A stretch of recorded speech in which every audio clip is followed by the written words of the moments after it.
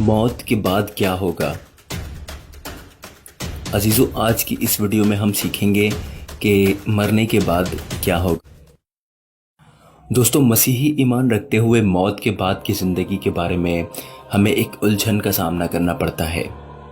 یہ کہا جاتا ہے کہ موت کے بعد ہم آخرت کے دن تک قبر میں سوتے ہیں، اس کے بعد سب جہنم اور جنت میں بھیجے جائیں گے۔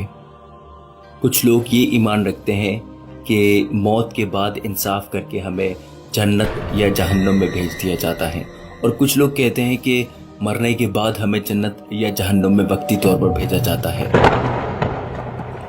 جب تک آخرت کا دن نہیں آ جاتا، اور پھر ہمارا ہمیشہ کے لیے انصاف کیا جائے گا۔ تو بائبل موت کے بعد کی زندگی کے بارے میں کیا کہتی ہے؟ سب سے پہلے ہم جانتے ہیں کہ خداوند یسوع مسیح پر ایمان رکھنے والوں کے بارے میں بائبل کیا کہتی ہے۔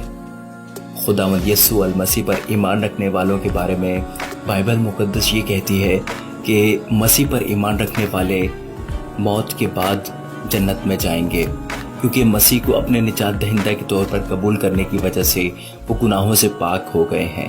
اب سوال یہ پیدا ہوتا ہے کہ اگر مسیح پر ایمان رکھنے والے مرنے کے بعد مسیح کے ساتھ آسمان پر چلے جاتے ہیں تو دوبارہ زندہ ہونے سے کیا مراد ہے؟ اس کا مطلب یہ ہے کہ مرنے کے بعد ایمان رکھنے والوں کی روحیں مسیح کے ساتھ آسمان پر جاتی ہیں اور ان کے جسم قبر میں سوتے ہیں۔ جب آخرت کے دن انہیں دوبارہ زندہ کیا جائے گا تو ان کے جسم نئے اور شاندار ہوں گے، اور ان کو پھر سے پاک روح کے ساتھ زندہ کیا جائے گا۔ اور دوسری طرف جو لوگ مسیح کو اپنے نجات دہندہ کے طور پر قبول نہیں کرتے، وہ ہمیشہ کے لیے سزا میں رہیں گے۔ البتہ ایمان رکھنے والوں کی طرح بے ایمان لوگوں کی روحوں کو بھی وقتی طور پر ایک ایسی جگہ پر بھیجا جائے گا جہاں وہ آخرت کے دن کے آنے تک رہیں گے، اور پھر ان کا انصاف ہوگا۔ بائبل مقدس یہ فرماتی ہے کہ بے ایمانوں کو آخرت کے دن پر زندہ کیا جائے گا، اور پھر ان کا انصاف کر کے انہیں جہنم میں ڈال دیا جائے گا۔ لہٰذا مرنے کے بعد ایک شخص کو وقتی طور پر جہنم یا جنت میں بھیجا جاتا ہے۔ اس وقتی دور کے بعد ہماری منزل نہیں بدلے گی، صرف جگہ بدلے گی۔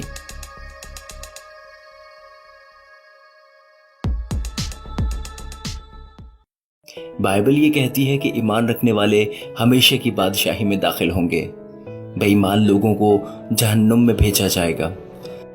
اب یہ سارا کچھ ہمارے ایمان پر انحصار کرتا ہے کہ ہم یسوع مسیح پر ایمان رکھتے ہیں یا نہیں۔